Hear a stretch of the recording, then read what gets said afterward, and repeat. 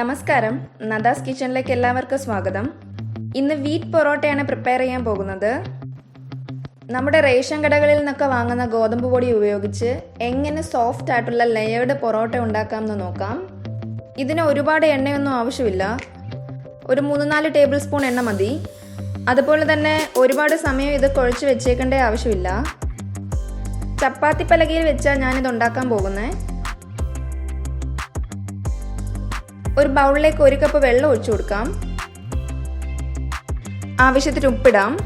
ഇതിനകത്തേക്ക് ഗോതമ്പ് പൊടി ഇട്ട് കൊടുക്കാം. ഞാൻ 2 കപ്പ് ഗോതമ്പ് പൊടി എടുത്തിട്ടുണ്ട്.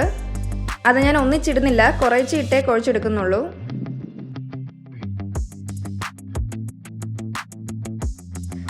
ചപ്പാത്തി മാവിനൊക്കെ കുഴയ്ക്കുന്നത് പോലെ നല്ലതുപോലെ ഒന്ന് കുഴച്ചെടുക്കണം.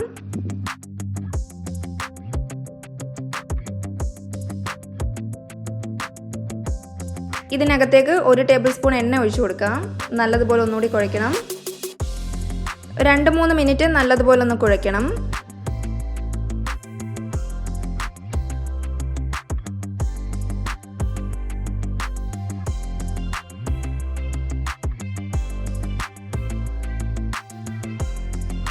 മാവിൻ്റെ മുകളിലായിട്ട് 1 സ്പൂൺ എണ്ണയും കൂടി ഒഴിച്ച് ഇതൊരു 10 മിനിറ്റ് നമുക്ക് അടച്ചു വെക്കാം.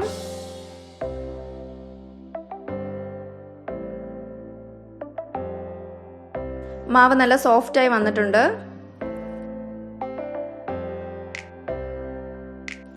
ഇതൊരു ടേബിൾ ടോപ്പിലിട്ട് ഒന്നും കൂടി ഒന്ന് കുഴയ്ക്കാം.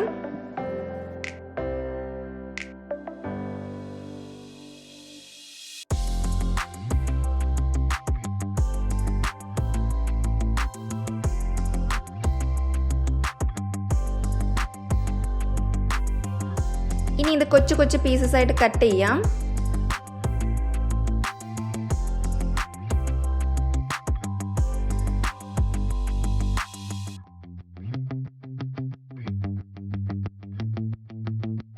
ഇതെല്ലാം ഇനി കൊച്ചു കൊച്ചു ബോൾസ് ആക്കി എടുക്കണം. അതിന് വീഡിയോയിൽ കാണുന്നത് പോലെ അകത്തോട്ട് ഫോൾഡ് ചെയ്ത് റോൾ ചെയ്താൽ മതി.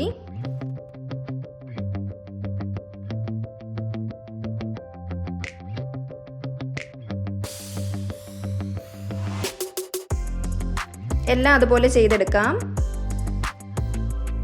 ഇതിന്റെ മുകളിലായിട്ട് കുറച്ച് എണ്ണ ഒന്ന് ബ്രഷ് ചെയ്ത് കൊടുക്കാം. ഇനി ഓരോ ബോൾസും ചപ്പാത്തി പലകയിൽ വെച്ച് പരത്തിയെടുക്കണം. എത്രത്തോളം വലുതായി നീട്ടി പരത്താവോ അത്രത്തോളം നല്ലതുപോലെ വലുതാക്കി പരത്തണം.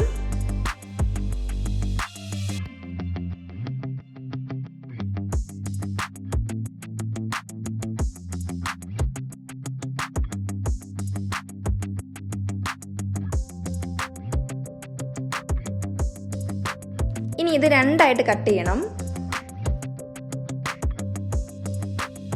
ഇനി കട്ട് ചെയ്ത ഓരോന്നും എടുത്ത് ജസ്റ്റ് ഒന്ന് സ്ട്രെച്ച് ചെയ്ത് കൊടുക്കണം.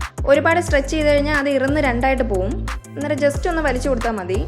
എന്നിട്ട് വീഡിയോയിൽ കാണുന്നത് പോലെ ചുറ്റി ചുറ്റി എടുക്കണം. മൈദമാവാണെങ്കിൽ നമുക്ക് നല്ലതുപോലെ സ്ട്രെച്ച് ചെയ്തെടുക്കാൻ പറ്റും. ഗോതമ്പ് മാവ് ആയതുകൊണ്ട് ഒരുപാട് സ്ട്രെച്ച് ചെയ്ത് കഴിഞ്ഞാൽ അത് ഇറന്നു പോവും.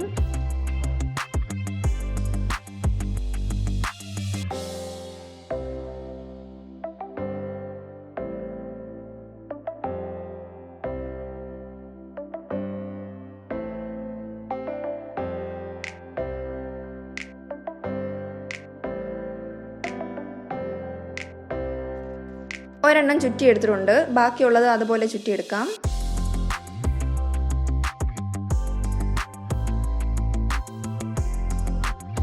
ഒരു തവ ചൂടാക്കാൻ വെക്കാം. കൈ വെച്ച് ജസ്റ്റ് ഇങ്ങനെ ഒന്ന് പരത്തി കൊടുക്കാം. ഇനി ഇത് തവയിലിട്ട് ചുട്ടെടുക്കാം. എല്ലാം ഇതുപോലെ ചുട്ടെടുക്കാം.